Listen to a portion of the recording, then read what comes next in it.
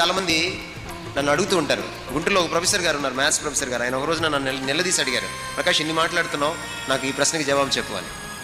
Can God die అని అడిగాడు ఆయన. దేవుడు చావడం సాధ్యమేనా?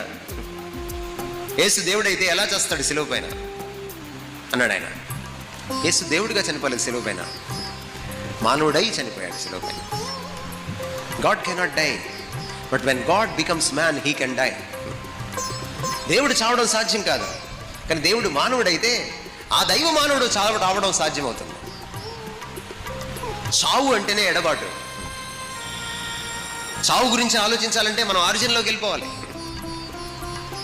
చావు పుట్టిన చోటుకి వెళ్ళాలి మనం. చావు ఎప్పుడు పుట్టింది? ఏదైనా మనలో పుట్టింది. పాపం ఎక్కడ పుట్టిందో అక్కడ చావు పుట్టింది. అందుకని పాపం వల్ల వచ్చి జీతం మరణం అన్నారు. నువ్వు చెప్తున్నాడు చాలా స్పష్టంగా ప్రభు. ఇవన్నీ ఒక రోజున మహావేంద్రంతో కరిగిపోతాయి. ఇవన్నీ ఒక రోజున ఉండవు. ప్రభువుని పట్టుకున్నారా మీరు? నిరంతరము నిలుస్తారు. ప్రభు మాట విన్నారా? మీరు నిరంతరము నిలుస్తారు. రేపో మాపో పొయ్యేదాన్ని పట్టుకొని ఊగిలాడితే మనం కూడా వాటితో కలిసిపోతాం.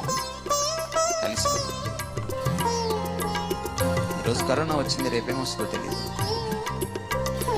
ప్రభువు రౌద్రుడైతే ఎలా దండిస్తాడో కూడా తెలియదు. మీరు అనుకోవచ్చు సంఘం శ్రమల గుండా వెళ్ళదు అని. ఉత్తమ మాట అది.